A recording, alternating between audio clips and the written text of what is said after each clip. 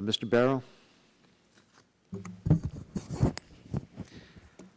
I thank the Chair. I want to commend Chairman Waxman and Markey for their efforts to craft a bill that tries to balance the interests between the many regions and interests represented on this committee. This bill aims to make clean energy that's cheap and abundant.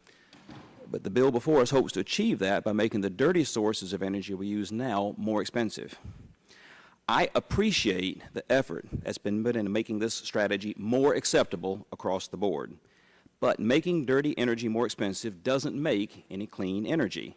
Making dirty energy more expensive will only make it relatively cheaper to produce clean energy. It won't make it absolutely cheaper. Meanwhile, folks back home will end up paying more than they have to for dirty energy, and they won't necessarily have any more clean energy to show for it.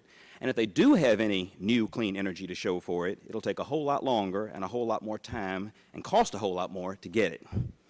I think that there's a more effective and fair way to get what we want. We need to make direct public investments in research and development of cheap and clean energy. Investing on the scale of the Apollo program or the Manhattan Project is the best way to create clean energy that's both cheap and abundant, and that's what we need to do. I suspect that today is just the first step in a lengthy legislative debate. I'm optimistic that we can ultimately find effective and fair solutions to the problems that face us, and I look forward to continuing to work with my colleagues as the process moves forward. And with that, Mr. Chairman, I yield back the balance of my time. Thank you, Mr. Barrow.